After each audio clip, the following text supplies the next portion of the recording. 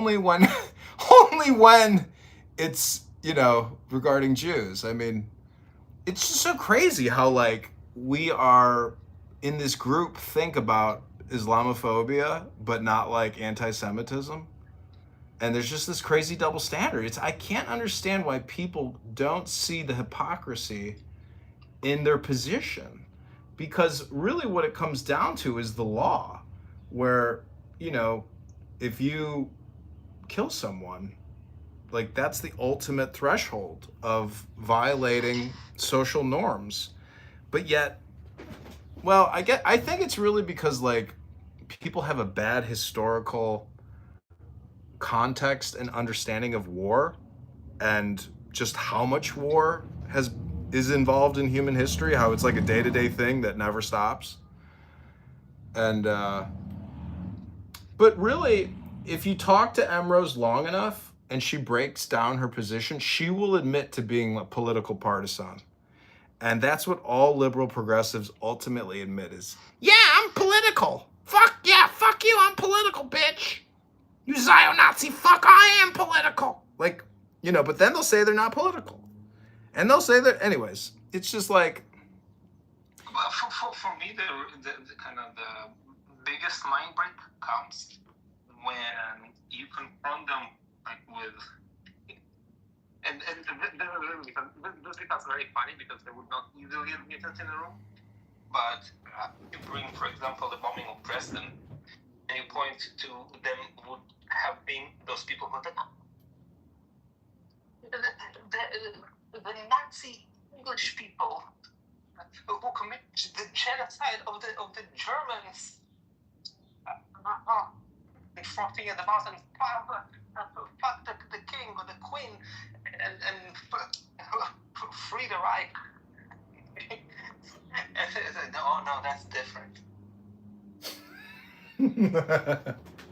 Yeah, there's always a giggle. No, that's different. Those are two different things. Yeah, because then it was like, but the 48, but the Nakba, but the English mandate, but. See, this is why I think they will never ever escape their position, because it's really, they don't have a good understanding of philosophy. And so they do what I call history hypnosis, and it takes them out of the now, which is eternal. And thus, that's why it's all political communication all the time. All communication is political, and that's the subcontext to their communication activity is political speech. But they can't. Yeah. This is why she being so disturbed by the idea of what I suggested, that it's an alliance of the Islamofascists and Marxists, because this is the way that was very kind of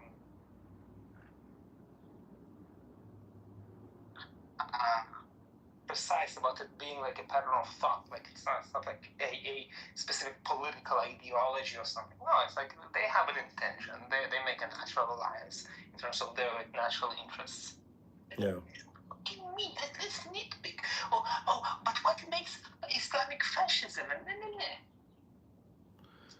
Her claims are that Zionism is anti-Semitism, and that either you are with the Zionists or you are with the anti-Zionists. So her position is never one of unity. It's always of a what is it, binomial or a binary position. Bush, either you're with us or you're against us. Either you're with the terrorists or you're with us, the anti-terrorists.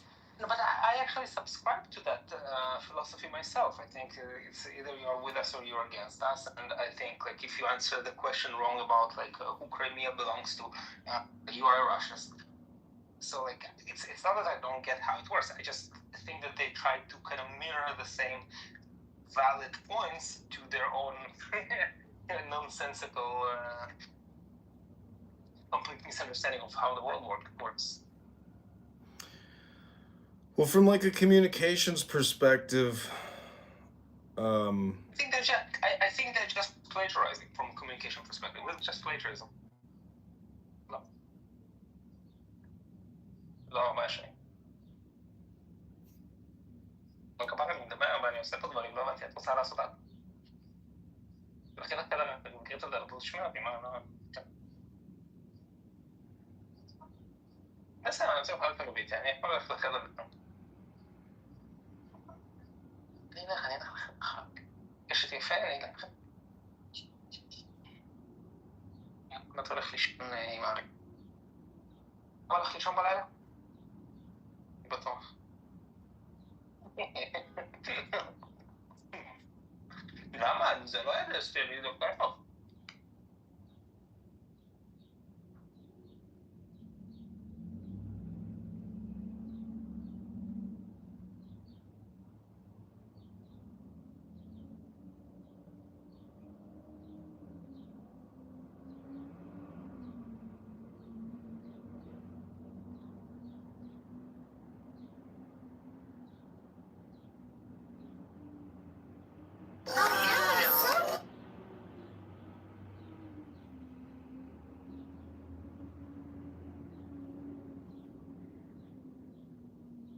Okay, I'm gonna hop out of here. Ellie, God bless. I hope you have a great week. Rabbono Shalom.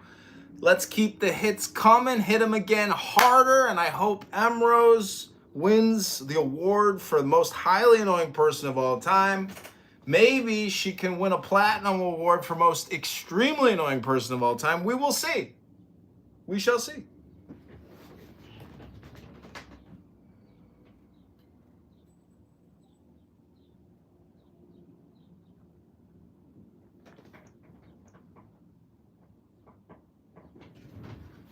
I recently, just now in the past hour, one of my YouTube accounts received a community guideline strike because of something Emrose said, not because of something I said, but the actual conversation was determined to be hate speech. So if you ever talk to that stupid person again, because I know you don't like talking to stupid people, be sure to tell her that Google YouTube believes that what she's saying is considered abusive hate speech and harassment, because she was also claiming Michael Braunstein was sexually harassing her. If you caught her, she tried to get everybody on everything that she could possibly get them on while accepting no personal responsibility, accountability in the slightest.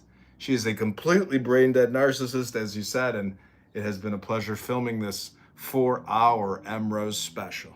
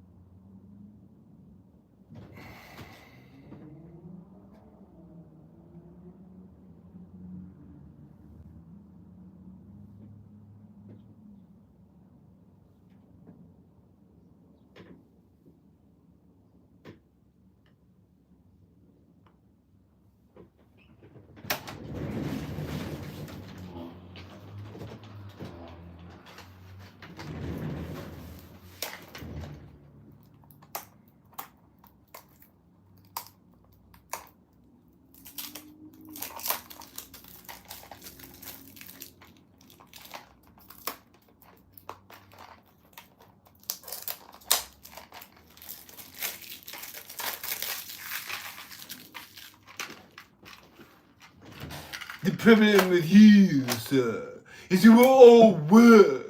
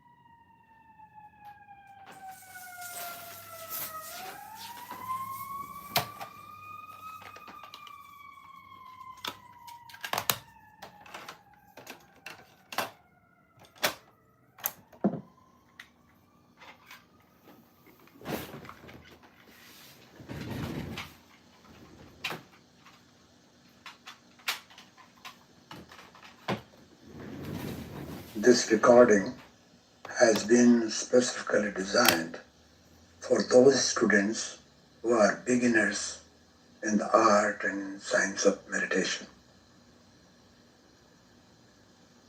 In the first part of the tape, the purpose and benefits of meditation are explained. The benefits are immense. The second part is a practical method which the beginner should listen to and use for guidance in his daily practice.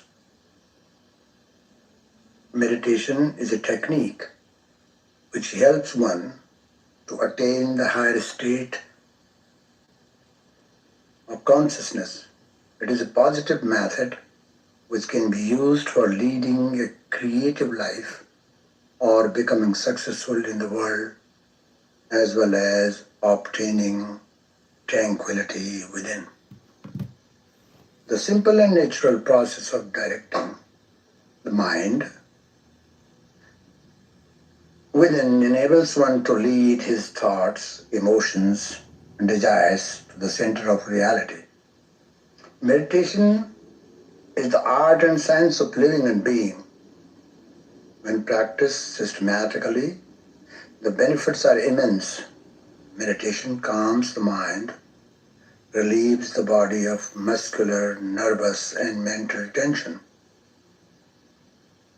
regulates the entire metabolism and gradually brings it into balance and harmony, and helps one to fathom the unfathomable levels of life.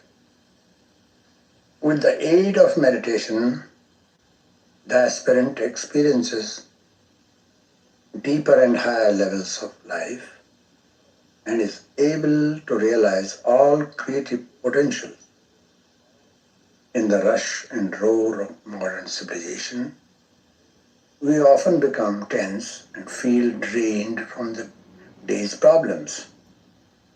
Even so-called success in the world accumulates tension, and life seems to be a series of conflicting thoughts and stressful events. For this, the technique of meditation has proven beneficial to people in all walks of life. For example, a student who cannot concentrate and whose attention is easily dissipated will find this method helpful. For executive stress and for those who suffer on account of insomnia,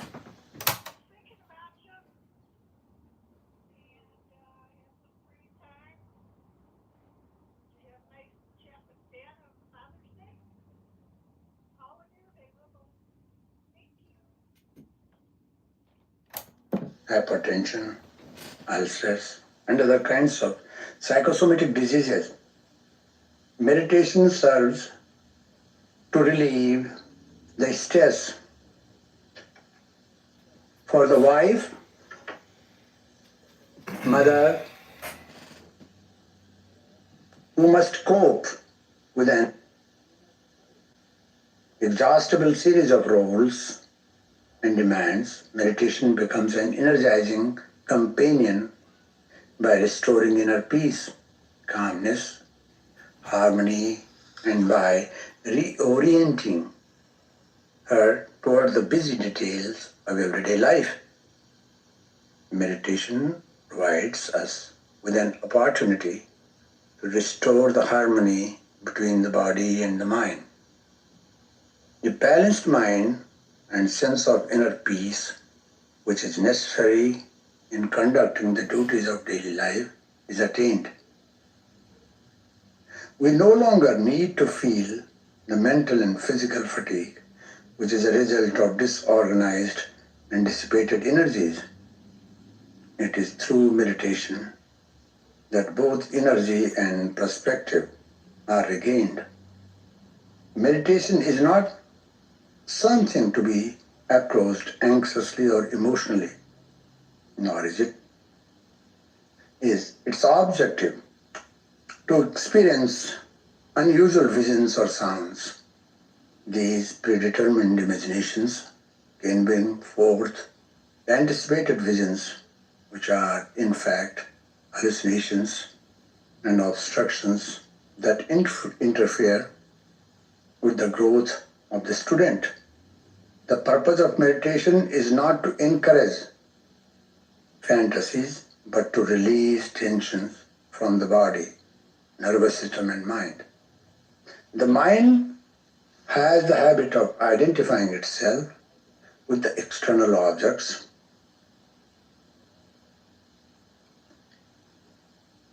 which keeps the student from becoming aware of his essential nature.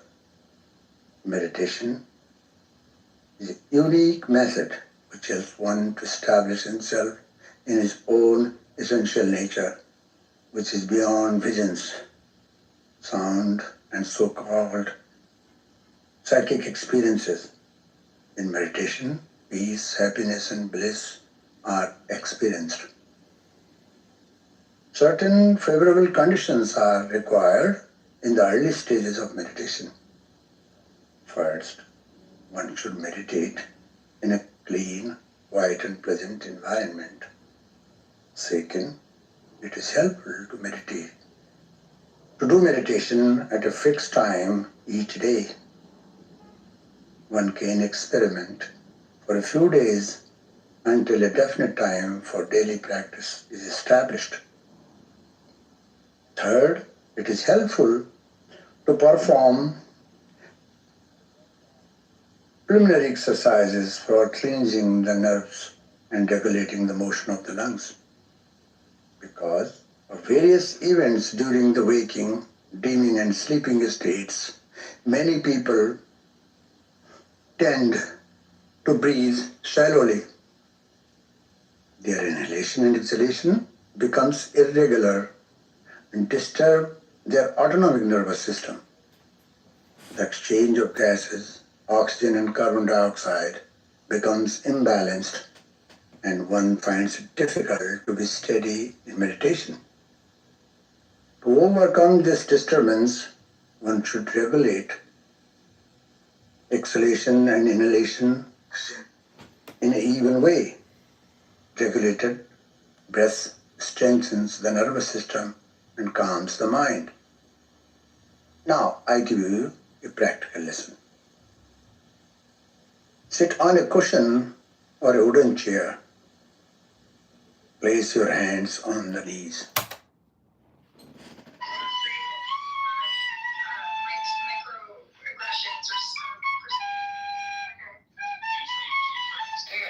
Or it might even be BB, because just like I predicted, we just saw a big chunk of liberal Zionists that were visiting no other than the Emirates.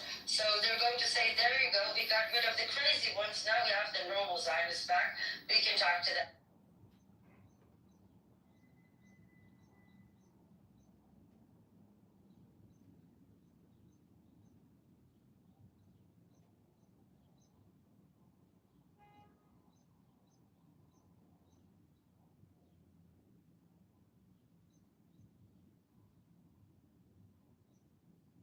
Oxygen and carbon dioxide.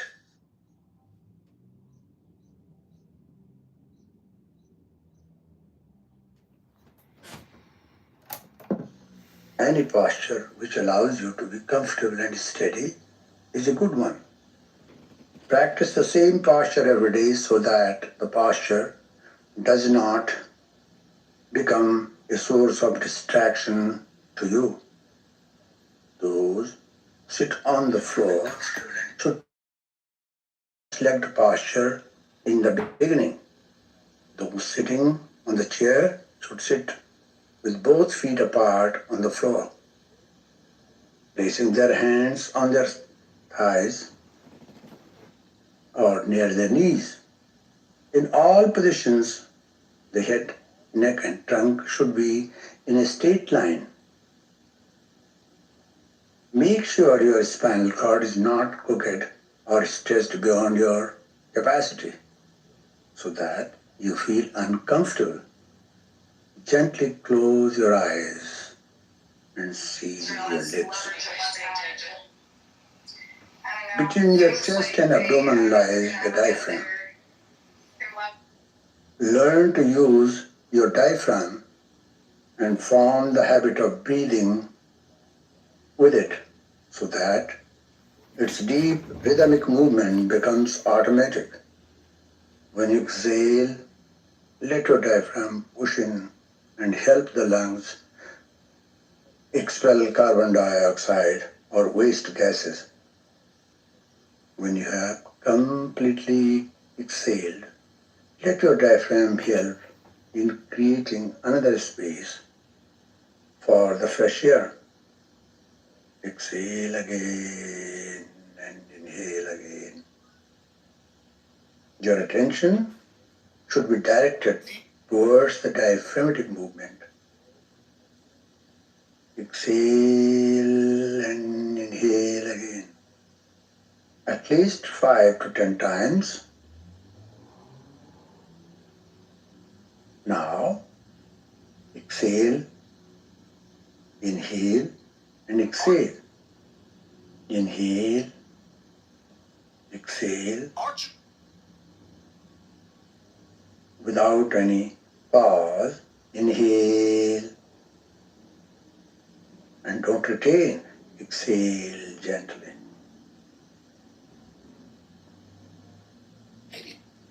See that you are not creating a pause.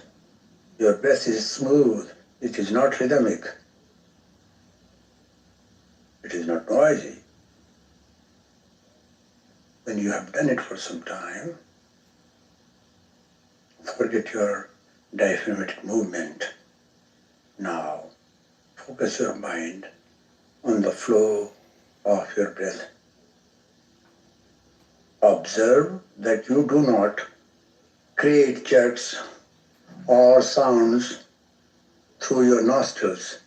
Your breath should be as deep as you can comfortably exhale and inhale. Watch the capacity of your lungs. Do not strain your lungs.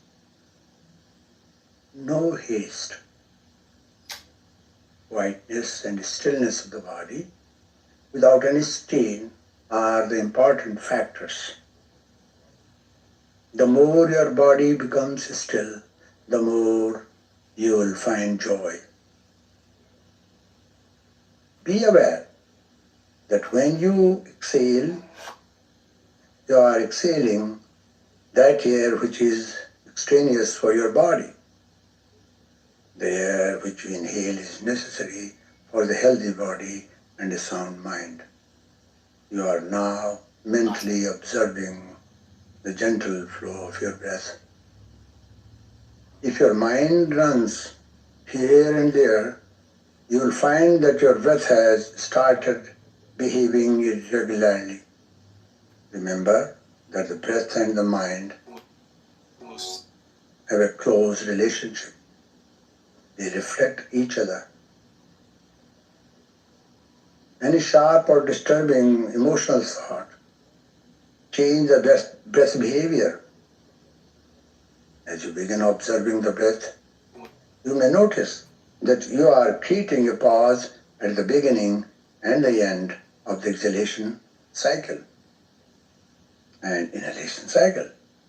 Do not suggest anything to your mind. Relaxation is spontaneous effect of this method. It is hard in the beginning not to allow any pause between the exhalation and inhalation. It needs practice and special effort. The doctors sometimes will find that the breath has become calm and serene. The seat of your mind is your brain, which is at the crown of your head. Now allow your mind to travel systematically downward, beginning with your forehead. This is a mental process. Your eyes are closed. Then your eyebrows are coming from your forehead to your eyebrows, eyelids, cheeks, and mouth. Closing the lips, exhale and inhale. Do it again. Exhale and inhale. Now let your mind come down to your jaw. Locate the tension in the neck and throat region. Shoulders, arm, wrists, hands and fingers. Exhale as though you are expelling all your tensions. And inhale as though you are receiving vital energy from the cosmos. Your hands, wrists, arms and shoulders are now free of tensions. Your mind has again come to the throat area. Come to the chest now. Exhale and inhale. Exhale at least 4 times here. The most secretive organization. It runs on a black budget. And inhale 4 times. The most secretive When you exhale, you are expelling all your worries and anxieties. When you inhale, you are inhaling the vital energy. I never thought I would start a YouTube video off with. The energy that you inhale from the cosmos is fulfilling you. You are filling the depths of your lungs with it. Come down to your abdomen. Archer Avenue, by Midway, the south side, where dudes are engaged in shootout. Come to your thighs, knees, Archer Avenue, calf muscles, ankles, feet and toes. Exhale as though your whole body is exhaling. And inhale as though your whole body is inhaling. Exhale and inhale again. Archer. Continue exhaling and inhaling as you gently lead the mind back up systematically to the crown of your head. Begin from the toes. Your toes have no tension. The ankles have no tension. Calf muscles, knees, hip joints, these all have no tension. Exhale and inhale. Now direct the mind along the vertebrae, locating the tension in the spinal column. Gently come up, releasing the tension from the vertebrae until you reach the crown of your head.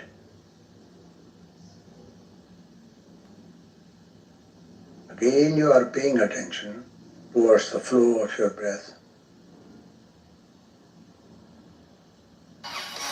Let your mind be aware of the calm and serene flow of your breath. Breath and mind are twin laws of life. They interact, they react, they respond to each other. Let your mind make a gentle, conscious effort to guide your breath so that it remains calm, deep, and without any noise or jerks. Bring the attention back to your breath. Your breath is becoming calm and serene. It has no jerks, no sound. Slowly and gently open your eyes. Now, do not forget to repeat this process at least twice a day. That relaxation and the preliminary step toward meditation, which you are seeking, will soon be yours after about 1 month. Develop your practice. The next step is available on tape. Oh, peace, peace, peace.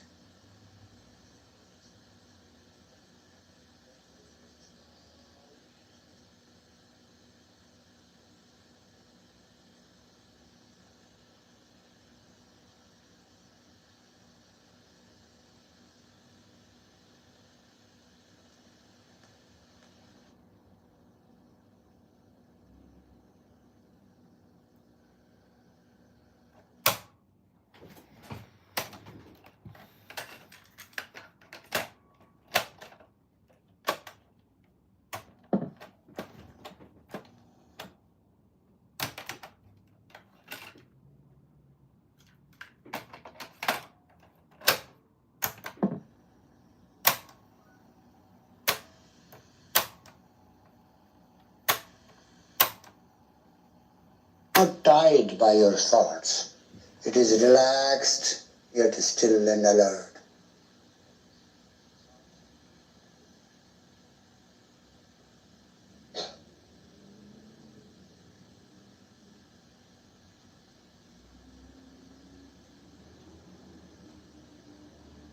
You are not body alone.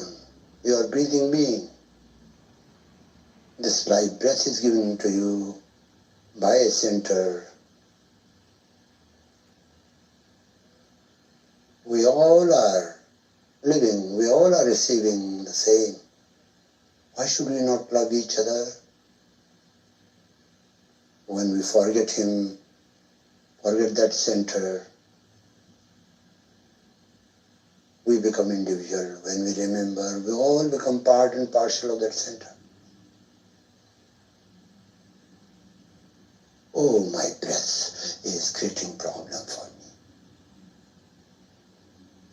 It is shallow. It should be deep. When you exhale all your toxins, problems, worries. When you inhale energy, hope, grace. Alright, we're back live. The Chicago Mayor Kitover. We're at The 2 community whole guidelines strikes, so being is I'm going to inhaling keep content grace. more conservative on this YouTube channel now. Your all No more cells are Clubhouse live floating in rooms the and people air using it for actually. just speech, so we're listening The to whole meditation. being is floating in the space.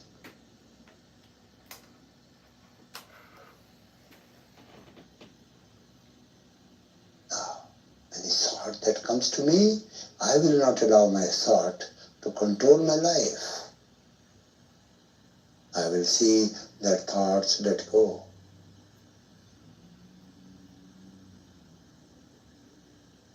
I will witness, but I will never get involved with my thought patterns.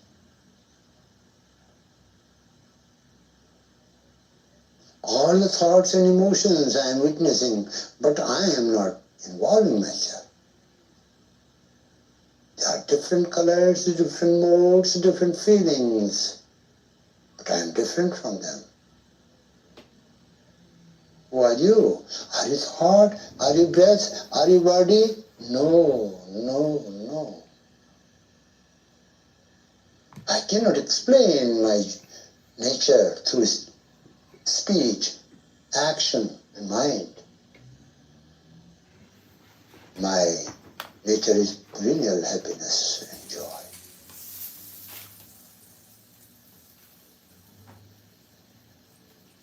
My mind again is going towards the world, think with thought patterns, because you have not arranged your routine well. You have kept many things pending. You are attached to the things. Don't do it.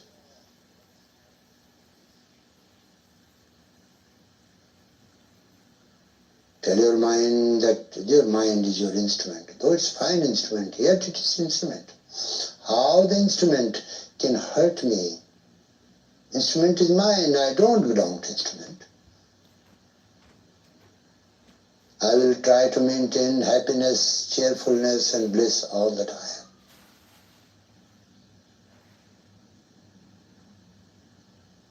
There is peace within and without. Breathe deeply, exhale, and inhale.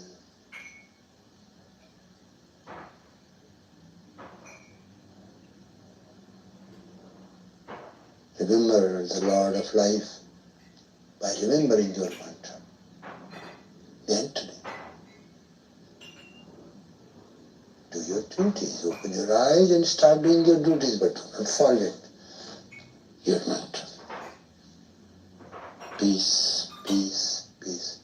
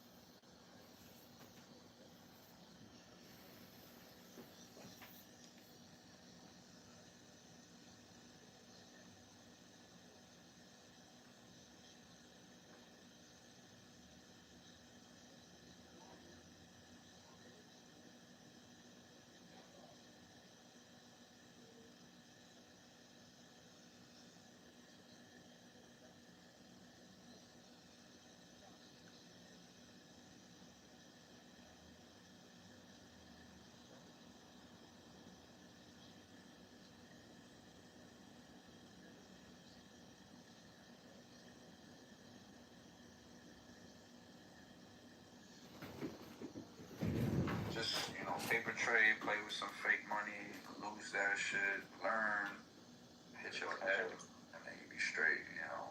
This shit look dope, though. The way you just look. Yeah, it get easy when you. And God specifically brought down a surah for him, and it was Wadduha, where God he one academic, like I even take Bart Ehrman, right? Who never ever makes a claim like yours. It is so bizarre. And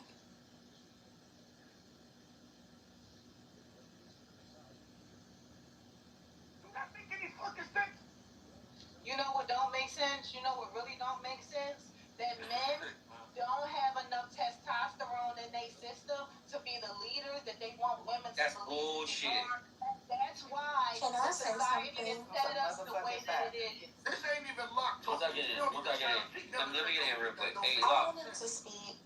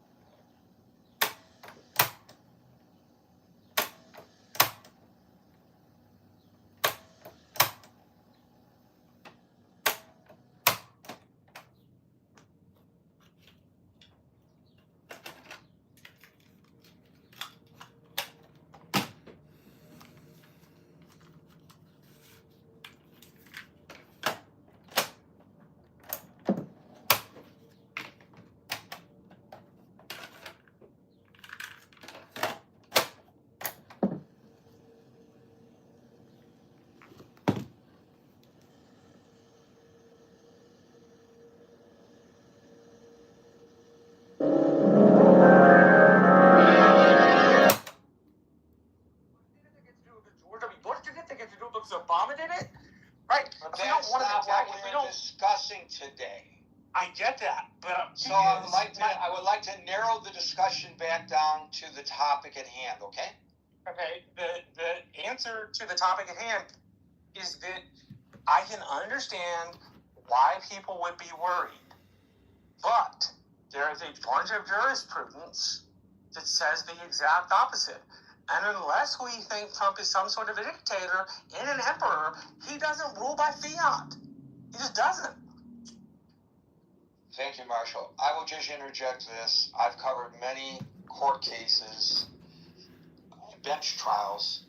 With a jury, you never know for sure. Bench trials where I was certain I would know what the judge would rule, and I was surprised by the judge's ruling. I would never presuppose that I know that a case such as this or any other case that reached the Supreme Court would fall on the side that you suggested it will. Yeah, but I personally would never presuppose that. No, I didn't say Supreme Court, I said appellate court. And I said that because the jurisprudence on the matter is clear. It's like saying you could put in hate speech laws. Well, if the court completely reversed itself, surely you could put in hate speech laws. But they don't completely reverse themselves on the First Amendment. And I have a really, really, really hard time believing two things. Number one, that they will let the executive govern elections by fiat. Because why do you say this is by fiat? Hi, and welcome to the Marshall Stankin Rankin Show. Marshall Rankin Stankin, one of the most highly annoying people in the world. The court will rule that the president does have the right to determine how to distribute funds that have been allocated by the Congress. Because that's really what it comes down to. I'm going to say there's going to be an argument over the Impoundment Act, and as long as he did not run afoul... Right, but there's going to be a counter-argument that the president has the right to determine how he spends money that has been allocated by the Congress. And maybe he will be given that, but the court will also probably say that he doesn't have the right to change elections as a consequence because... But he's not changing the elections. The states are changing the elections. He's saying unless you... Okay, let me give you an analogy. Hold on. We're going to go on because this is taking way too much time. But let me give you an analogy of something that happened in real life. Did you hear me justify... There was a time in this country that we may be at the precipice of again when there was a gasoline shortage. And the government determined that in order to save on gasoline, the maximum speed on interstate highways should be 55 miles an hour. The problem with that is, even though that they are interstate highways, the speed limit is not determined by the federal government. The speed limit is determined by the individual states. So the federal government could not mandate by fiat, as you suggest, that states lower from 70, 80, 75, or 70, or 65, or 60 miles an hour, the maximum speed to 55. They couldn't do that.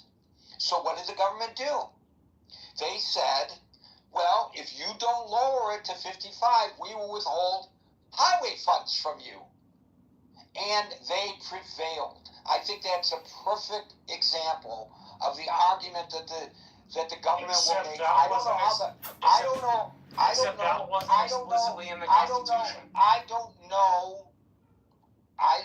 know how the court is going to rule.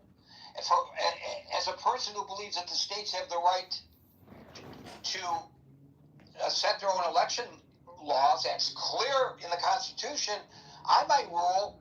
But I might rule, if I were a justice, that the government has the right to determine where the funds are set, and if they don't comply with the government guidelines, not regulations, I have the right to withhold that money.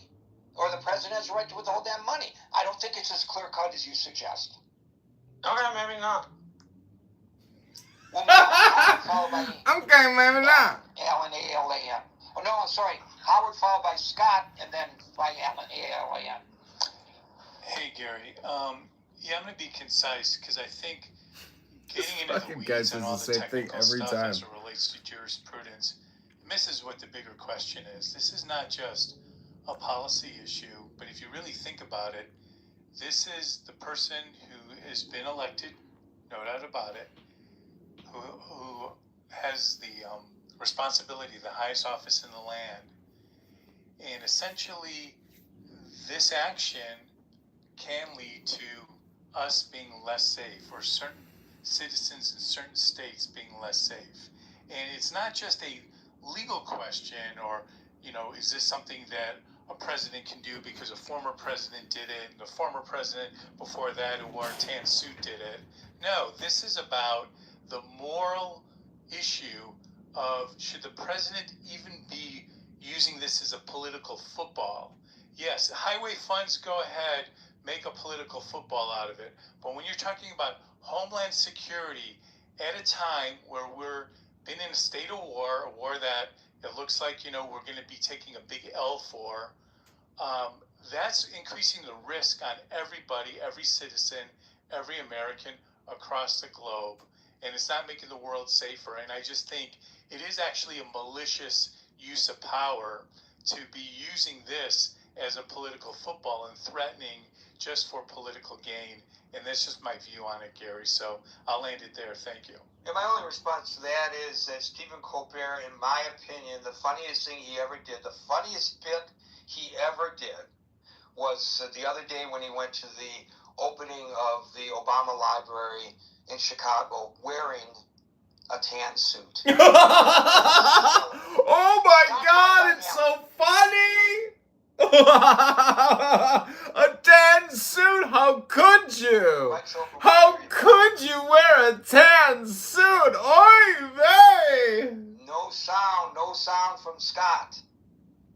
Well, Gary, wearing a tan suit, you know, in a lot of circles is considered sacrosanct. All right, testing. 1, 2, 3. Coming in. Test. Live, 4 o'clock. Live with the Scott Kent Jones podcast. Yeah, so I think I am with you, Gary, that it's not as clear to me that this is illegitimate, right? That the court comes out. I mean, Marshall makes interesting arguments. I think,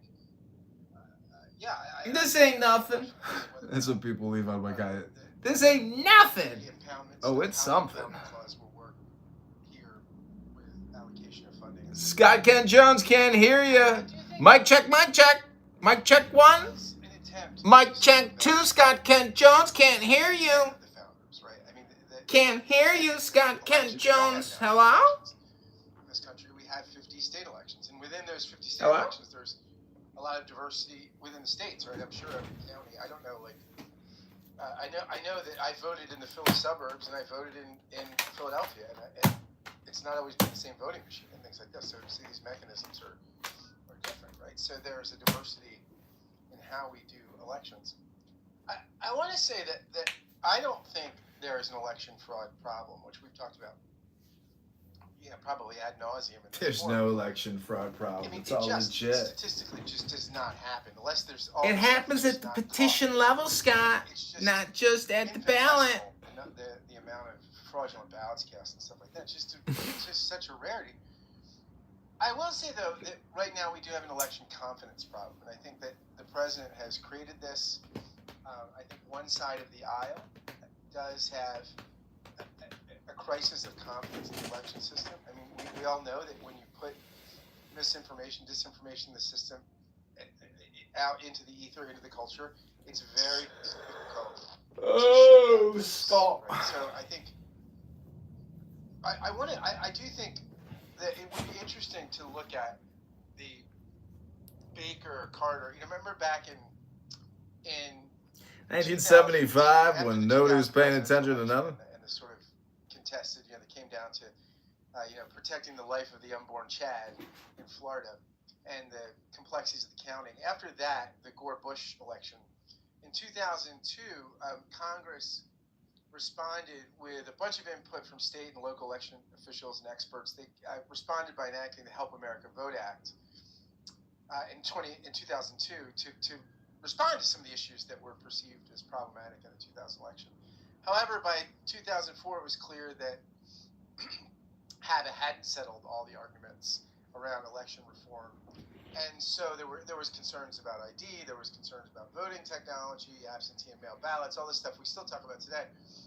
So in response to these concerns, former President Jimmy Carter, former Secretary of State James Baker III, Republican and Democrat, agreed to co-chair a bipartisan commission housed at American University to examine this stuff and to come up with some sensible election reform propositions. So the final report was called Building Confidence in U.S. Elections and made a bunch of recommendations, including a national system to connect state and local voter registration lists so that when you're, when you leave a locality, I mean, I know when I've moved, I haven't called my local election board from where I moved. You didn't call them? I just re-registered. Scott, I guess you could do that. I guess you ain't gotta call them, do you, Scott? So why bring it up? 2 places. They did advocate for voter ID based on universal available real ID card. I mean, I'm not a huge fan of. I don't worry about voter ID in my state. I've never had to use voter ID, but they do match signatures. But that is one thing that this commission proposed. Also, they proposed policies to improve voter access for communities, as well as innovations like voter centers and voter information lookup sites. They recommended stronger efforts to combat fraud, especially in absentee voting, and auditable paper backups for all voting technology. So you'd have a paper receipt for every ballot. Now, whether it's these or other measures, I do think, and again, I don't have a crisis.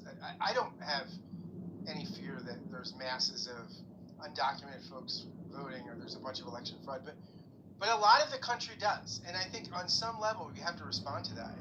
And something like taking seriously bipartisan recommendations like Carter and Baker suggested might be something we have to look at in order to have a sense that universal buy-in of the country that the elections are trustworthy and reliable. Again, I have no problem. Of course you got no problem, Scott Ken Jones. A lot of people do. So I think we have to respond to that if we're going to move forward as a country. Thank you. Scott, if you go to vote and I went to vote ahead of you, or I went to vote behind you, and I walked up to the election register, the election worker, and they say, "What is your name?" I say, "Scott Jones." Well, wait a minute, Scott Jones already voted. Or if I did it ahead of you, and you came up, Scott Jones. Well, Scott Jones has already voted. How are they not going to catch that? There's a huge danger that if I vote illegitimately in your name, I'm going to get caught. Now, when it comes to, registering illegal aliens, I believe every state, because of national law, prohibits non-citizens from voting in national elections. So, if I'm not permitted by law, how am I going to be able to cast the ballot? I walk in, I'm not even registered to vote in a national election. So why are they going to hand me a ballot, paper or electronic? It doesn't matter. How am I going to do that? It's like, If why? you're registered in multiple places and you're in a state that does universal mail-in balloting, they may send 2 ballots, right? Not because it's nefarious, but because you're registered in 2 Bingo! places. Election fraud. Marshall Rankin engages in election fraud. We've got him busted. Ballot harvester. And making sure people Busted. Well, I believe Marshall Rankin's busted. And I registered to vote in New Jersey. I was asked, I transferred my driver's license from Michigan to New Jersey. And so New Jersey notified Michigan, and Michigan removed me from the rolls. That doesn't happen most of the time all over the place. There are tons of places in the United States, in fact, most places in the United States, where the updating of voter rolls is seldomly done, and the number of people who fill out change of address forms is way below the number of people that actually move. So if you're in Pennsylvania and you move to New Jersey and you never bother to fill out a change of address form, you just register in New Jersey, and both states have, say, universal mail-in balloting, and they're going to send the ballots to your home. Well, then you get a universal mail-in ballot and fill it in Pennsylvania, and you get a universal mail-in ballot in New Jersey. That's a great example. Neither of those is breaking the law. That's a great example. That's a great example, given that neither of those states have universal mail-in ballot. No, I mean, I know that. And my point is, if a state does have that, that can be a problem. Like when I'll go knock doors, I'll run into places with 4 families. Not because 4 families live in the home, but because they've never bothered to change their address. And because the state has never bothered to go through its rolls and make sure people live where they say they live. Yeah, Marshall Rankin is redeeming himself with this fucking little clip right here. Well, then you run into what Scott said. You have a bunch of people who think that the election can be messed with. No, but in actual fact... Marshall Rankin's spilling the beans! Marshall, don't tell them the truth! You're talking about your situation in Texas. So you go there, and people used to live there, and the rolls have not been updated. And then... They harvest the ballots! And they submit fraudulent ballots. Marshall Rankin is engaging in election fraud. Busted. Marshall Rankin is busted. Voting from that residence? It means they can be registered to vote at that. I know, but does that mean that they are? There's no way to tell that from the registration. Not unless I had Mr. Smith, Garcia, Anderson, and Gonzalez all in a room. All that you know when you look at the map is that Mr. Gonzalez, Anderson, Smith, and Garcia are all registered at this address. Okay, so when you knock on the door, they fill out their voter registration form for Texas, right, and they fill out that address, their unique voter identification number gets sent to that address. And so maybe they vote, maybe they don't vote. But it's like it registers multiple people living at an address. And Texas doesn't do this. Like, in order to get a mail-in ballot in Texas, you have to be over 65. You have to have a hardship if you're under 65. But in a place like California, where there are universal mail-in balloting, and California does have similar problems to Texas, you end up getting mail-in ballots for the same people at multiple places. I'm not saying that means there's voter fraud. I'm just saying, to Scott's point, that there is a worry about this, and that at some point you probably have to address the worry. I mean, that I can't think of anything more truthful than that. That's exasperating for people who look at the current system and go, well, it works just fine. But the problem is, if a good portion of your countrymen don't believe that the election is, like, if they don't believe that the electoral process is fair or honest, then you're going to have even less buy-in. And if the question doesn't get answered because they're simply factually wrong, their thoughts don't go away. When this happened with Tilden in the 1870s, the Democratic Party's thought of rigged elections didn't go away for 35 or 40 years. Right? It didn't matter that they were wrong.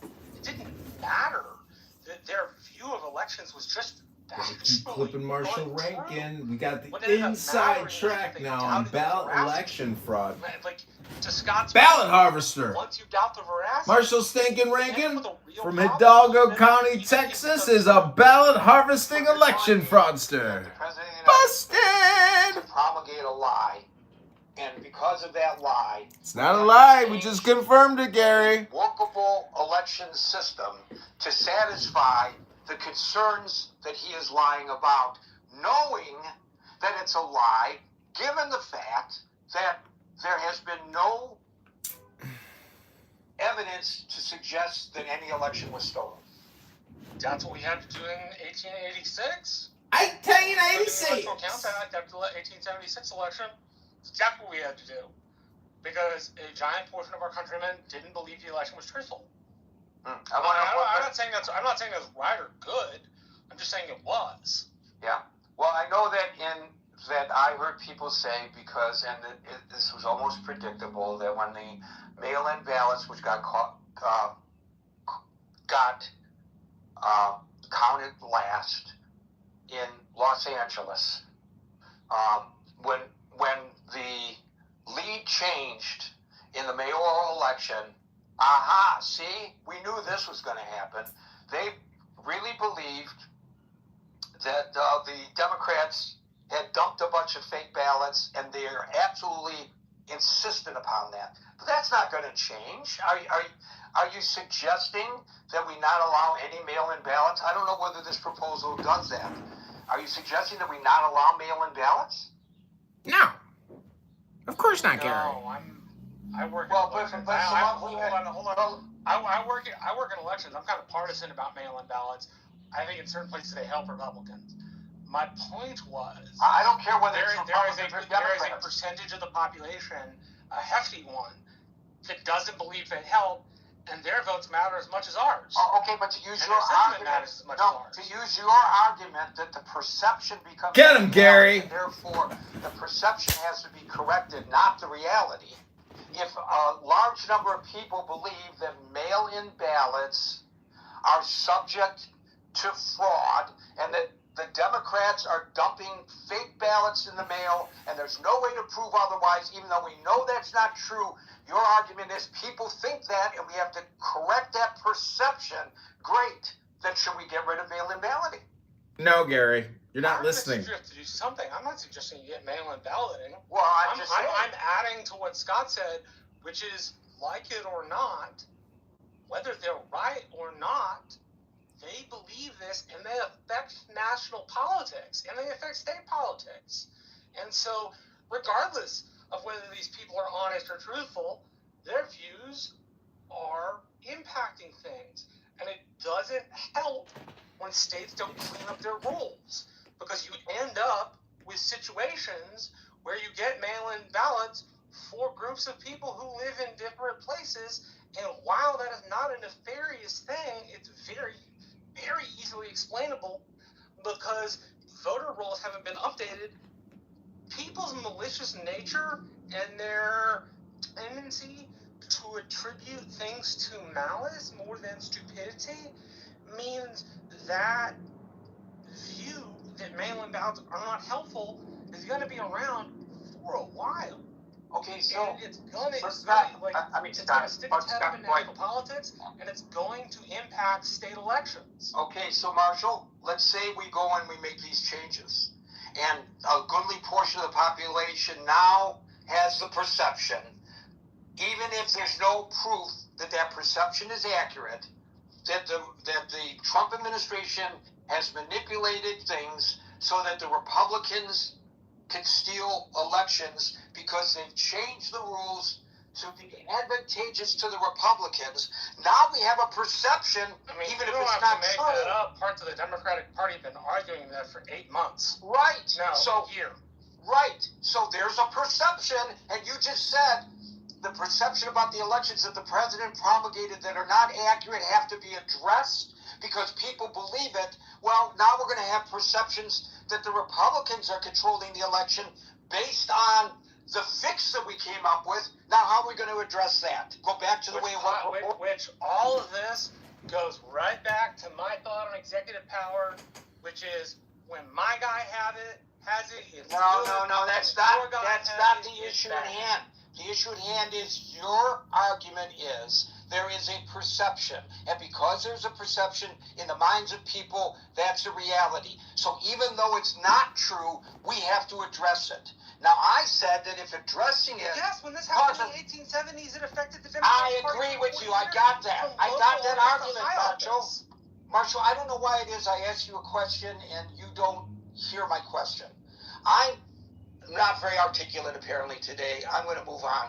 But you're not responding to the question. I'm not trying to be argumentative. I'm asking you a question. Trying to be consistent to your argument, and you're fighting me on it, and I don't want to fight. So I'm going to move on. I'm going to move on because it's not fair. It's not fair to the other people. You have to pay attention.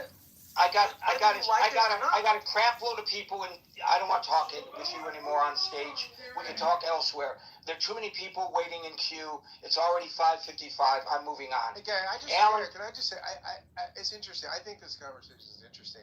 I mean, I don't want to just sort of capitulate to Trump and the sort of election fear-mongering.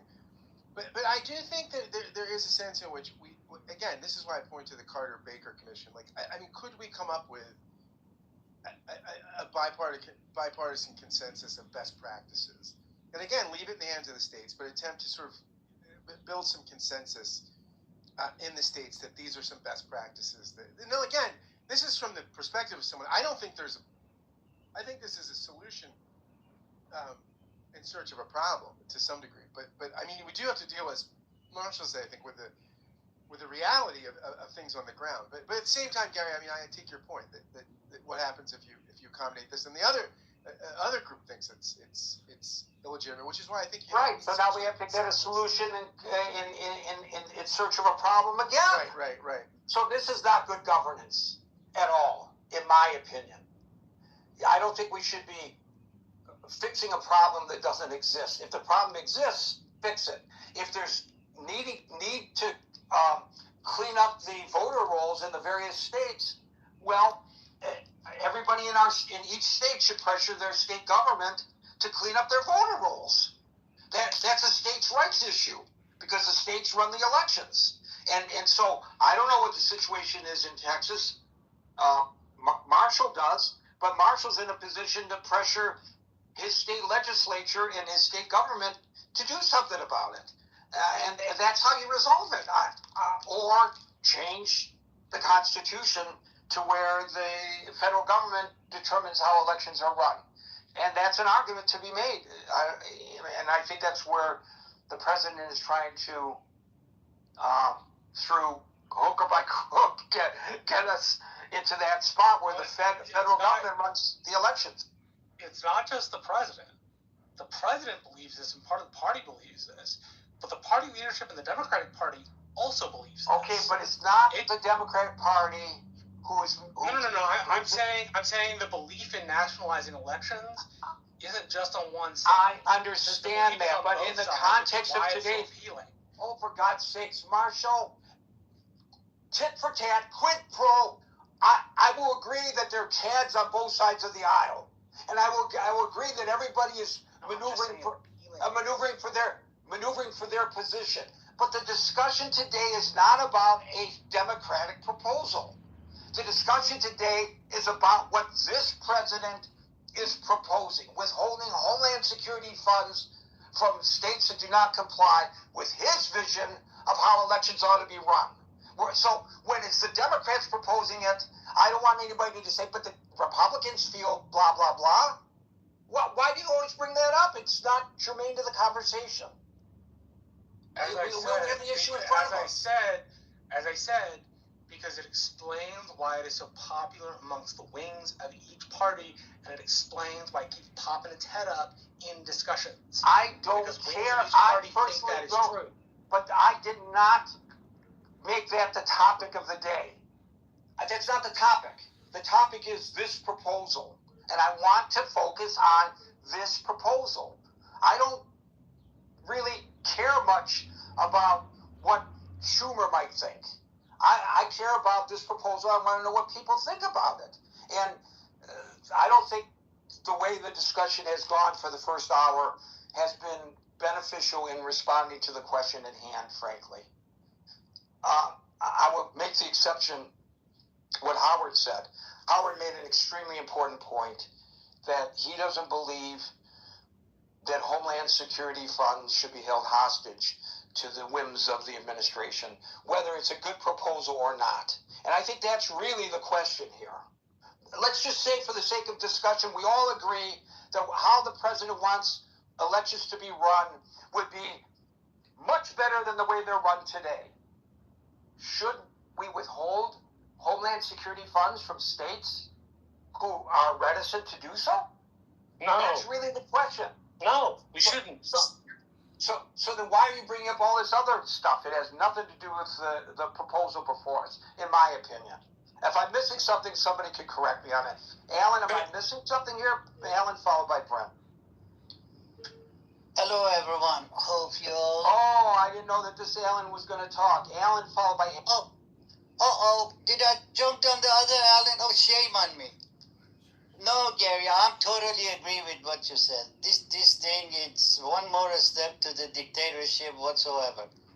What the hell they come up with the Homeland Security in the first place? If I recall it right, after September 11, they thought one extra layer should save us. Now that you're going to cut the budget of that, then what? Who's going to pay the price? Me and you and everybody else in this room, whoever comes from United States. I'm not worried about the one join us from the Europe. This is getting worse and worse by the day. Back to you. Thank you, Alan. Alan, followed by Brent.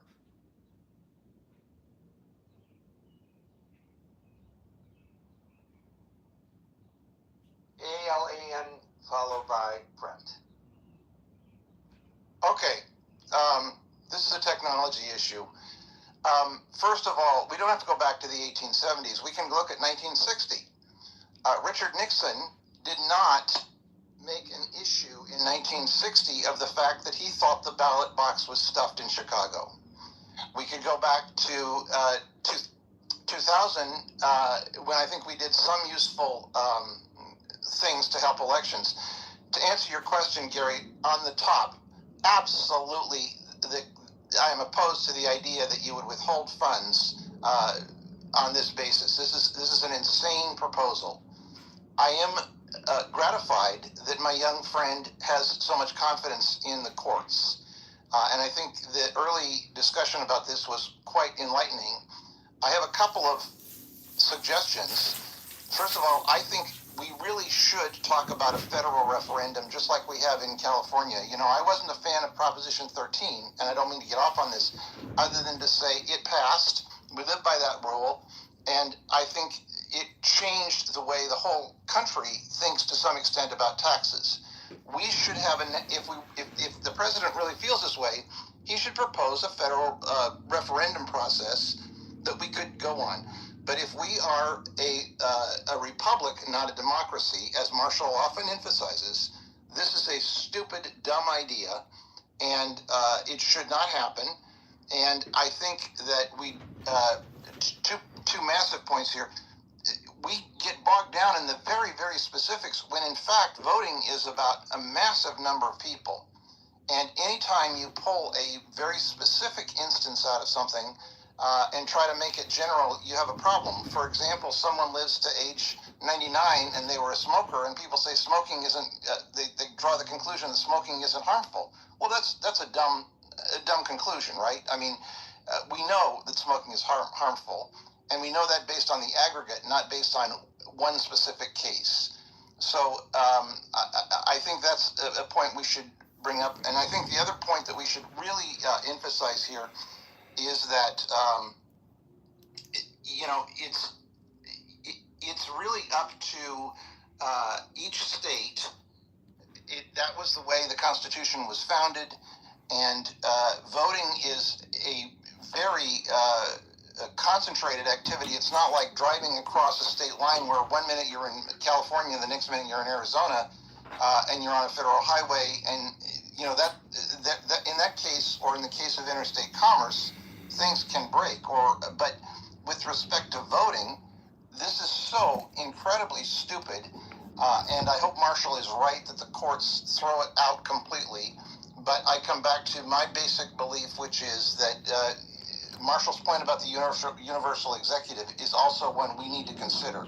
Presidents have become too powerful in the last several years, and it should be limited in some way.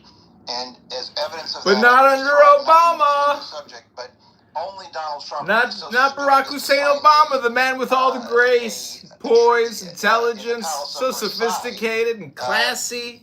What a class act that guy is. Future of international relations. So to come back to your question, Gary, hell no. And let's talk about some more realistic ideas like a national referendum. Thank you, Alan. We'll go to Brett, followed by Daryl. So I would make a few points. I mean, I kind of lean towards that the courts will. I'm bald, asshole. It's called male pattern baldness. There's a few points. I kind of base that on androgenic ACA alopecia. Ruling, their androgenic and alopecia. Don't make no ad hominem attacks on my YouTube channel. I'm reporting you. That the federal government cannot coerce How states dare you into doing a policy it disagrees with. In that case, expanding Medicaid under the ACA by essentially taking away funding that they already had. A lot of discussion on the highway bill or the lower the drinking age. In that case, what they found is that the funding kind of directly related to highway safety, and that's kind of where they drew the line there. In this case, I think they're going to have a hard time making that case. This is funding essentially. For counterterrorism, for kind of emergency preparation grants to states, and it's going to be a hard link to make to ballot things like ballot design and things like voter registration, etc. So I kind of lean towards we're going to be okay, and the courts will uphold and reject this. That said, it just does kind of show you how power hungry this executive is. This executive does not care if he changes the rules to benefit him, and will do so any way he can. And that's a threat to democracy. And I don't, Marshall talks a lot about... Hi, boys and girls. This is Cowboy John running for mayor of Chicago. Go to ChicagoMayorVote.com. Hey, my friends. It's me, Darren Bailey. Hey, friends. Taxation's gotten out of control. And the Illinois state budget, well, that's a runaway train. Go to ChicagoMayorVote.com or ChicagoMayoral.com. This is Chicago mayoral candidate John Kitover. Thanks for coming to my YouTube live now. Hit that like button, share and subscribe. We're listening to a fake rhino out of Hidalgo County, Texas. Marshall Stinkin' Rankin. And the thought that elections are rigged, the thought that people are nefarious, isn't going away anytime We can't make the thoughts go away. Agreeable Republicans and agreeable Democrats who get together and make rules that don't say that. And I don't know how you push that out of a group of voters who will end up mattering in states. I'll be very clear. I don't think you should placate these people, but I don't know how their views don't end up mattering. Regardless of how Don't placate these people. They vote. They advocate. A lot of them are involved. Like, what do you do with that group of people? Because it's not. You can't make them stop thinking. It's not like simply saying they're wrong has gotten us to a place where their influence is irrelevant, right? Like if you want to make their influence irrelevant, please tell me. I'll adopt it. I'll do. Tell me how to make their influence irrelevant. Like I don't know how to do it. Those people and make their views irrelevant. Like the party doesn't seem to have the power to do that. Well, I mean, I might, if I were in your shoes, I might kind of start with stopping supporting a party and media apparatus that pumps that information to those voters and pumps that perception to those voters for political gain. I mean, that's kind of where I personally would start if I were looking at something I personally could do, is I would stop supporting that.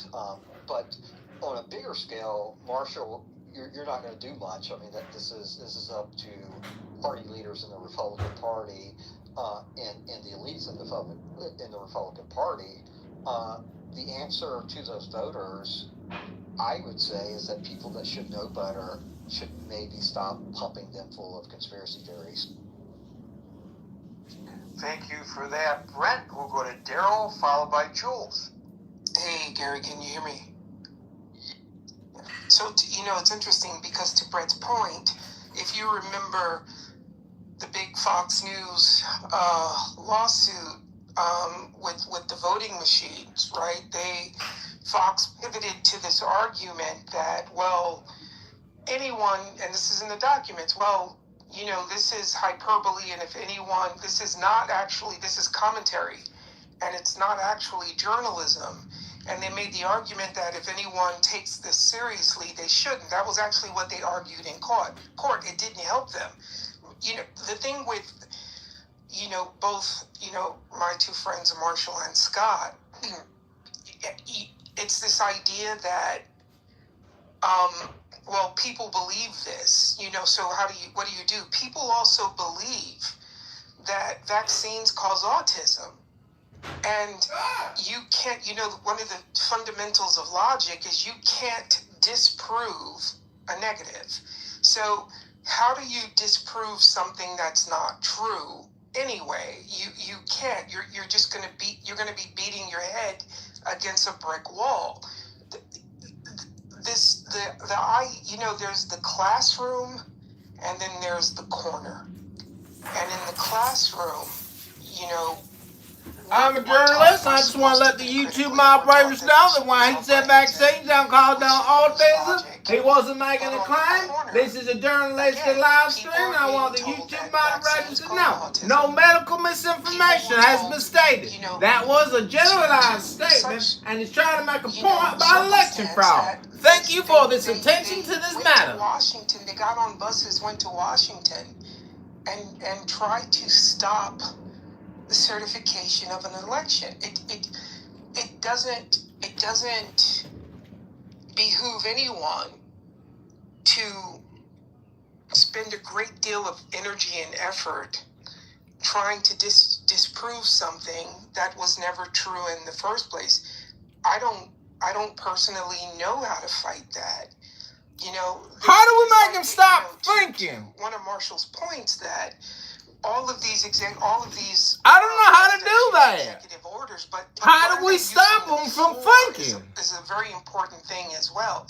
Yes, Obama used executive orders. He didn't use them as much as, like, let's say, Bush did. Or I think he's like 30, maybe 26, 27. But he used his mostly to do memorials. He did some stuff for some social change, and I think he did some stuff with regards to some federal spending, but it was, and I'll Google it, but it was mostly about how money is allocated. When you're talking about, federal government taking over elections, that's something completely different, because that's something that can impact every single one of us. And what I find ironic is that when it came to abortion, it's all about states' rights. When it comes to voting, it's the federal government knows what's best for all the states. And this, again, the idea that, he's not malicious, everyone who knows him will tell you that he carries grudges. If you speak poorly about him, he's going to primary you. If you look at what they're doing with social media now, if they're trying to, and this is working its way through the system, they're silencing voices who are critical of him.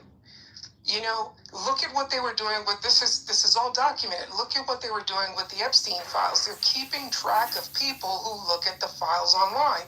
This is why when they first dropped, I was all through those files. I was obsessed. I haven't looked at those files because they're tracking people. He carries a grudge. A grudge, by definition, is malicious. He not only carries grudges, but he goes after. He tries to invoke an army to also carry his grudges.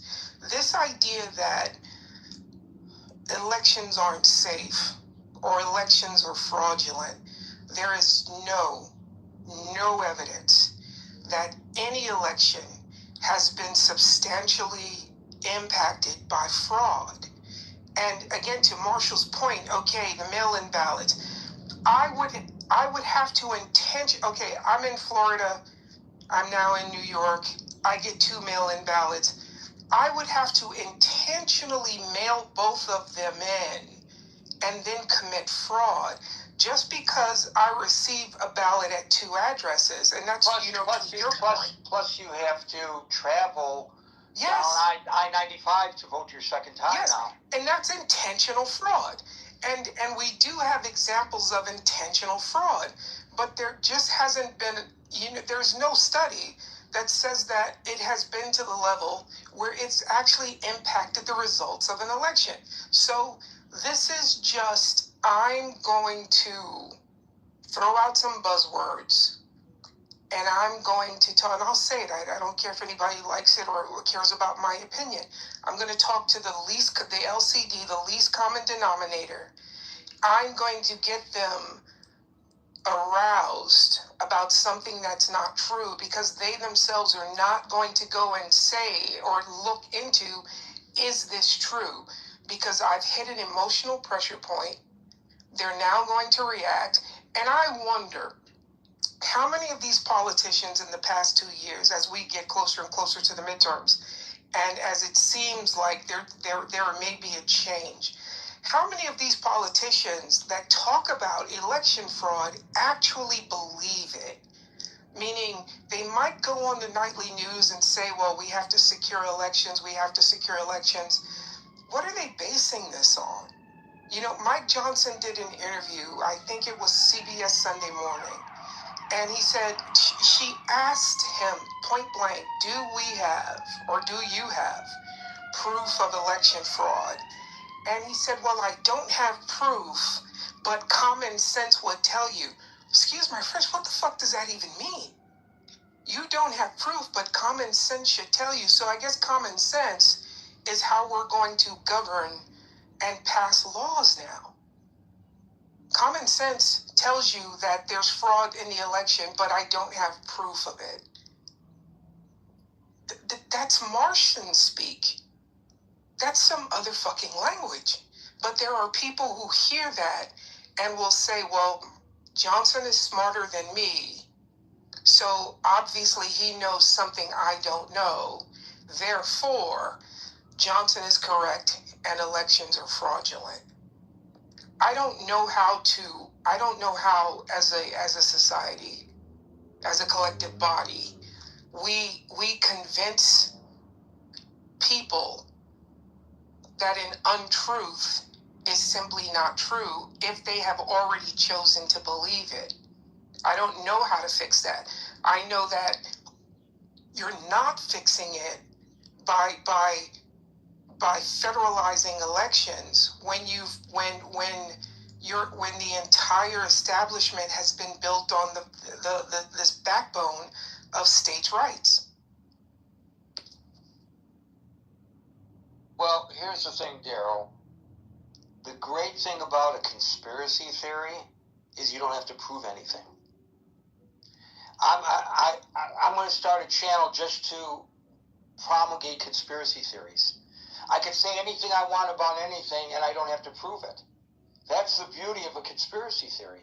What do you think about that? Are you in it with me? Well, you want to be a co-host? Yeah, you know what we should do? We should bring back lawsuits. You know, if some guy goes on national television and says that Michelle Obama's a man, there should have been a lawsuit on his doorstep the very next day. That could be our first topic.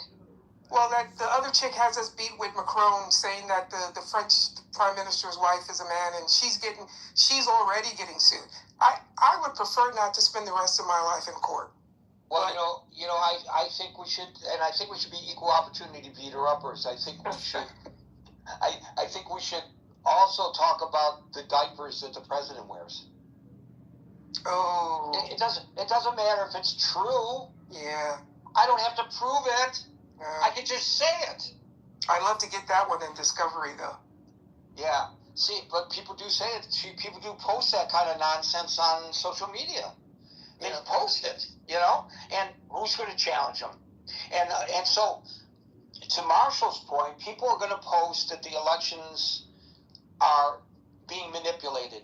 If you correct, quote unquote, the manner in which elections are held in order to resolve the perception that they are being manipulated by the Democrats, then an equal number of people are going to have the perception that it was quote unquote corrected in order to facilitate the desires of the Republicans.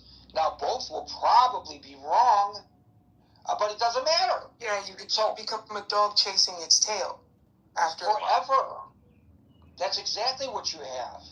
By the way, Abby points out in the chat, which folks is linked above, that in Las Vegas, what did they do in Las Vegas over this issue? Some of the issues that Marshall raised. They got together a bipartisan commission, Republicans and Democrats, and they cleaned up the voter rolls. Hello? How about the government requiring states to establish bipartisan commissions to clean up their voter rolls? Would that not solve the problem? Yeah, then they'd argue, then the individual states would argue who's going to pay for it, because it always comes down to money.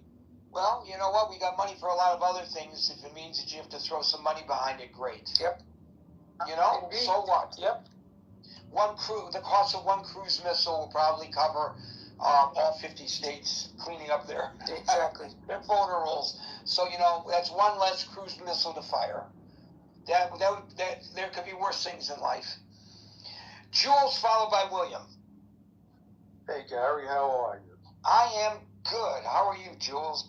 You're real good, because in the last sentence you said what I was going to say about getting a bipartisan group together, cleaning up the voter rolls.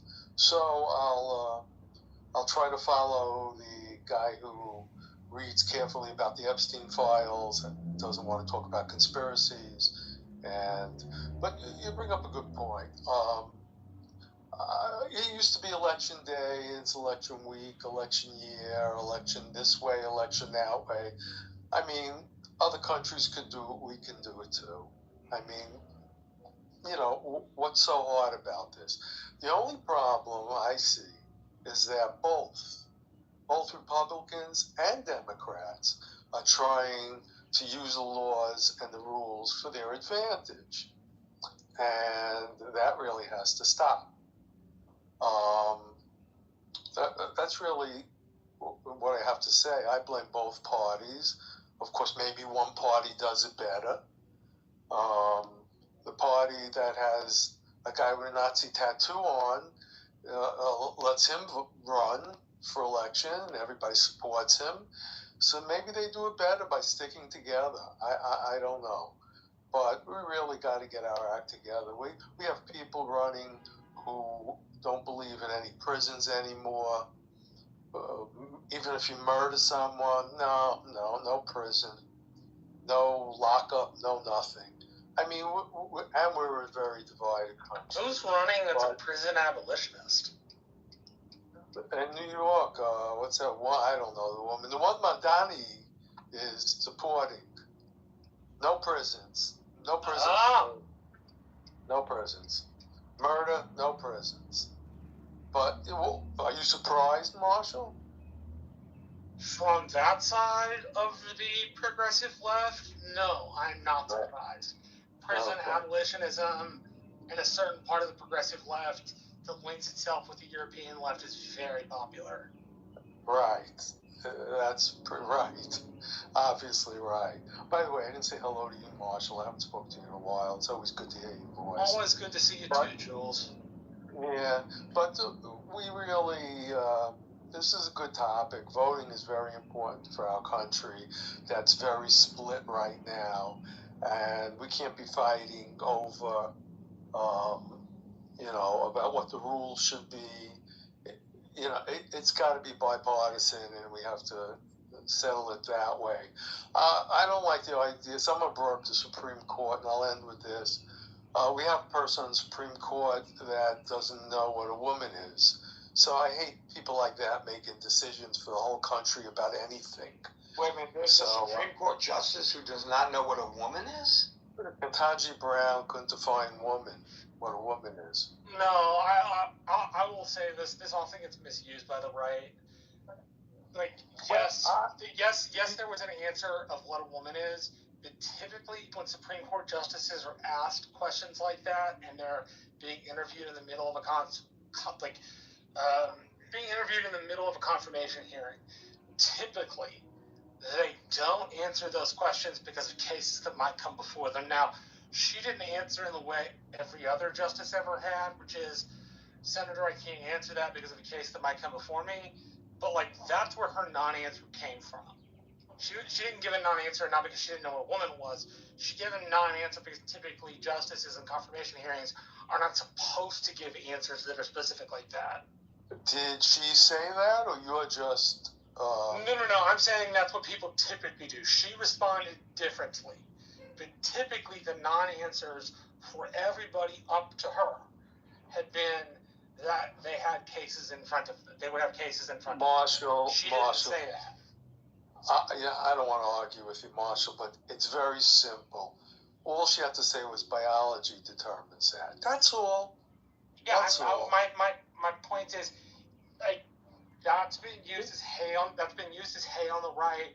That in my opinion, well, it's not Marshall's projection. Her response was, when she asked to define the word woman, quote, "I can't, not in this context, I'm not a biologist." And then she added that as a judge, her role is to interpret the law and resolve disputes rather than provide academic definitions. And I think that is precisely what Marshall just said, in other words.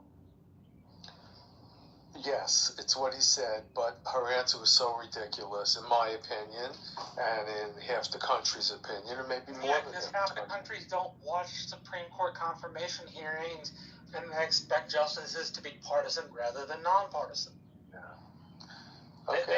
They openly expect justices to answer questions that are political in the sense that they are political. By the way, if anybody wants it, I just called up the entire exchange. I got the video clip of that. If anybody really wants it, if this is so important to people, let me know and I will be glad to send it to you. Thank you, Jules. I didn't thank Daryl earlier. Thank you, Daryl. Thank you, Marshall. Gary, we'll now go be to well. Be well, Gary. Be well, Marshall. Scott, be well, and all others on this page. Be well. Bye-bye. William, you're up. Thank you, Jules.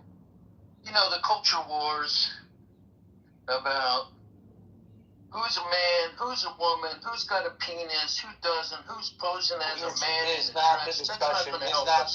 No, that's not the topic. I know. Here, let me go back to the topic. Lieutenant Governor Dan Patrick. All right, remember him?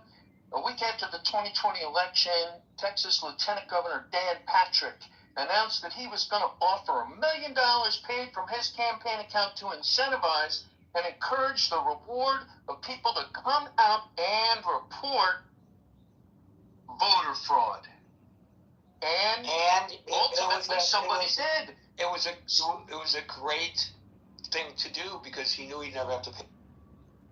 Well, actually, he did have to pay one of them out. And I think the person had to get sued for it.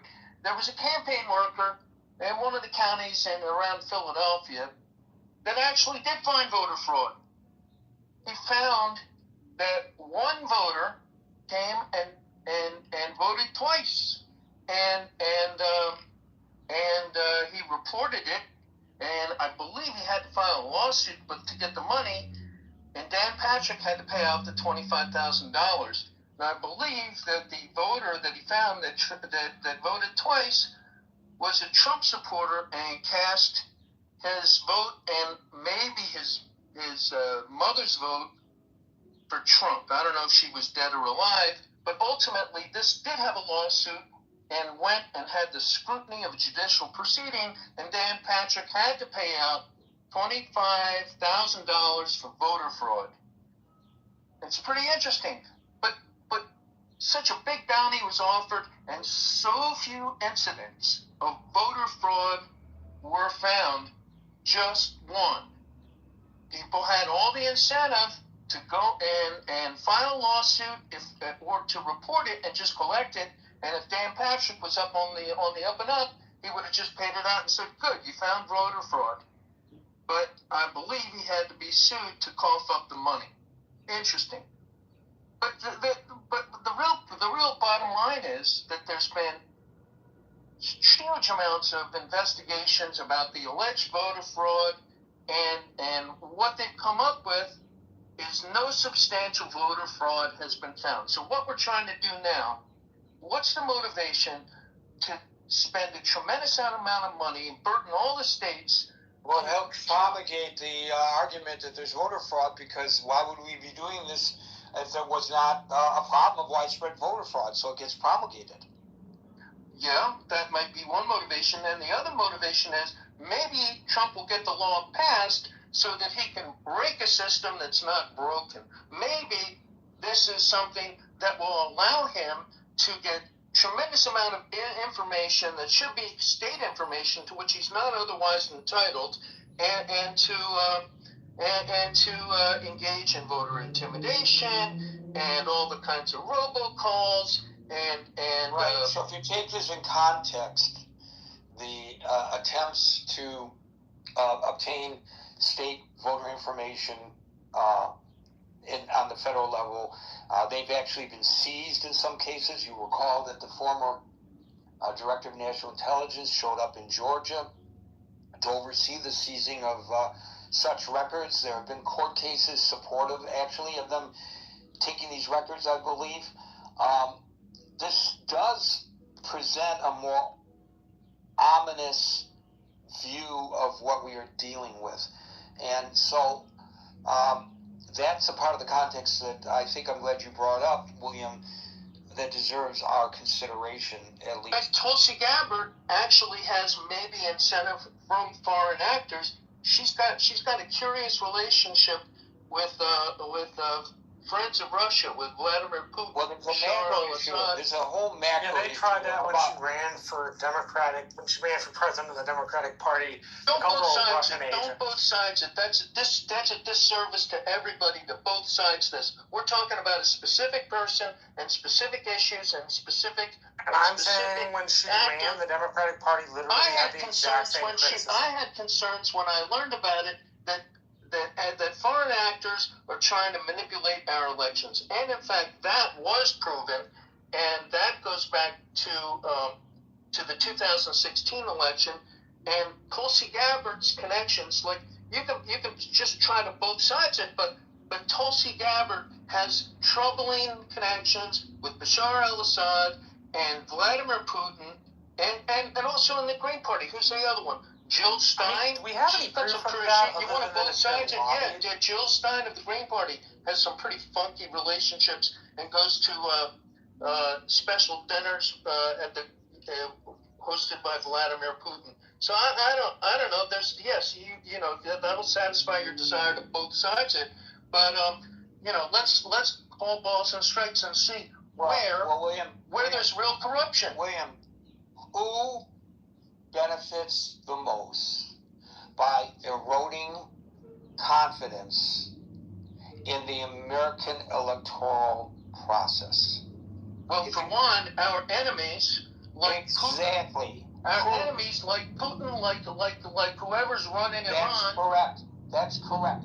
So yeah, this may be a misperception, and maybe the misperception has to be corrected, and maybe the way to correct it is to fix something that isn't broken, as opposed to countering the lies with the truth, because some people to want to embrace the lies. It's so much easier. There's been a lot of psychological studies about why people embrace conspiracy theories absent any evidence.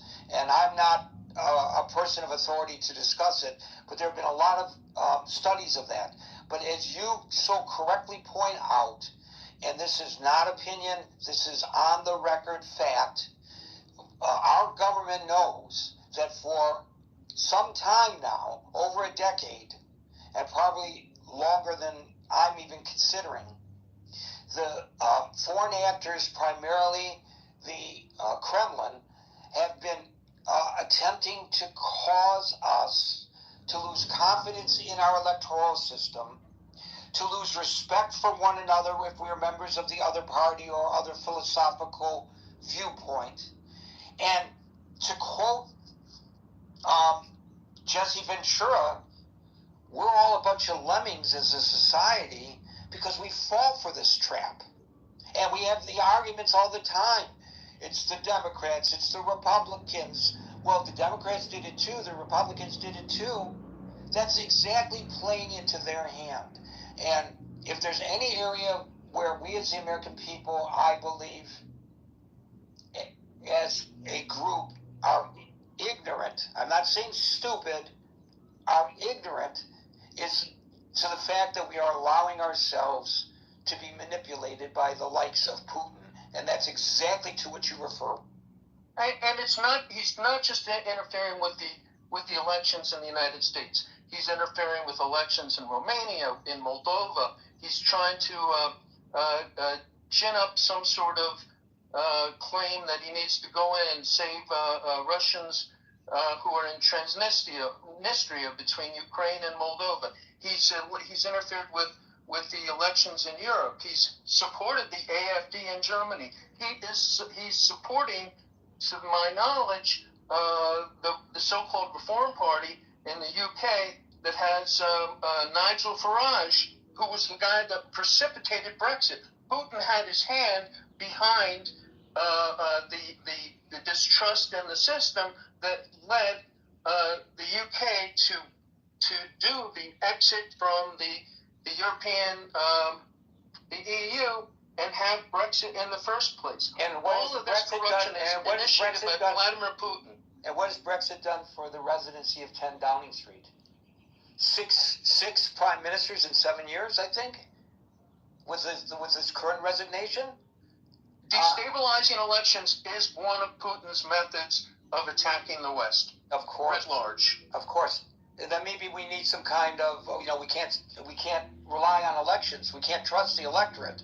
We need somebody to come in and take charge because we're incapable of running our own elections. That's why we have all this fraud. All these people who volunteer every year, all these white-haired retirees at the election centers, they're involved in fraud, We can't trust them. I've been volunteering in these elections since after Bush versus Gore. I've been volunteering. Then you must be really old because the prerequisite is that you have gray or white hair. So you must be really old. I'm bald. Yeah. Well, that explains it. That's how you got in there a little early. Thanks, William. Yeah, I think very excellent points you bring up today. Thanks. Hero, you're up. Hey, thanks. I raised my hand quite a while back because of something Marshall said about universal mail-in ballots in California. It was an example, probably not an exact example, but you don't have to respond right away. So here's what we know. This idea that half, he says something like, well, half the population. I know it's not true, but half the population believes it. So obviously we have to accommodate them, right? Just like a bunch of people think. What was the other example? That Tylenol causes autism. Right? I know it's not true, of course, but other people believe this, so we have to accommodate them. That is a serious dumbing down of our nation here. And is it we know where these ideas come from? They come from this administration, and they're not just out there in the ether somehow. I don't know how they're out there. We just have to accommodate them. And to this, Marshall said, well, I don't know how you deal with this. I don't know how half the people believe stupid shit. What am I supposed to do? We just have to accommodate them.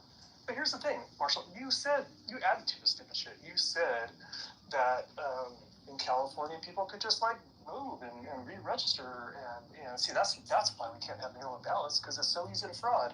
That's not what I said. No, you did say that. What are we No, that's not what I said. I used California specifically. I used California specifically as an example. Stop. I used California specifically as an example where you could move from one place to the other. Marshall, hold on a second. Hero, please allow Marshall to respond to your proclamation, and then I wasn't done with my proclamation. You can continue, but you just stated something that Marshall said that he feels that you misstated. So let's get through that, clear that up, and you can finish. Go ahead, Mark. I'm not claiming California commits voter fraud. I am saying, much like other states, people can move from one part of California to the other, not have a change of address form, and occasionally have 2 mail-in ballots sent out. That doesn't mean the person on the other end fills it out. That's exactly what I'm addressing that you're wrong about. Okay, then please. You had to do the change of address forms always meet? I am glad you restated what I think you just said it. Okay, perfect. So in California, when you re-register to vote, you'll be notifying a serial county so that the voter rolls are properly cleaned up. If it's in between and it's too close and you happen to get 2 ballots sent in, there are barcodes on those ballots, and those ballots are checked. And if one of them votes first, the second one will be cast provisionally, and they will double check it. If you purposely did that on purpose, you are, you could be in deep trouble. It's, I think, up to 5 or 10 years in prison. $10,000 fine. It's big. It's a big offense. So, what you can do? You said you didn't know what we can do. What can we possibly do about these saying things that aren't true?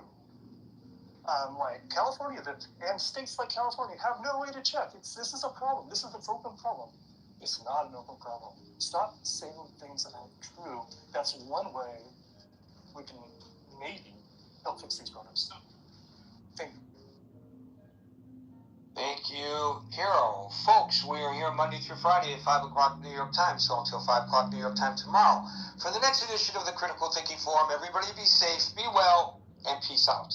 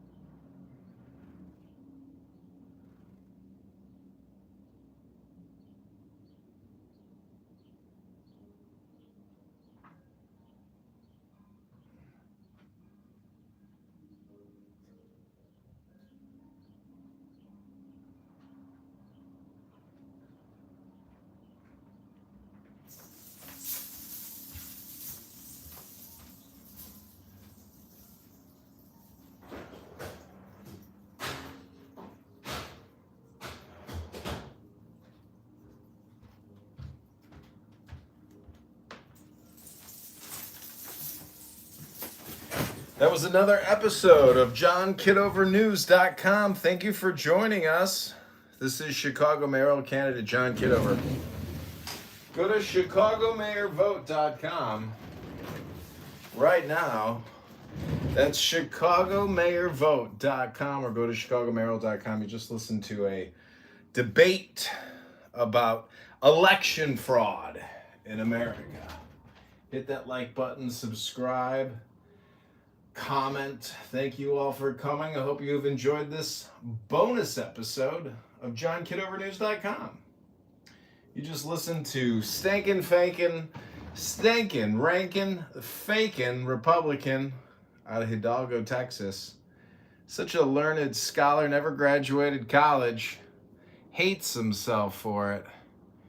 But he just loves history. And when he knocks on the doors and figures out all the ballot harvesting opportunities,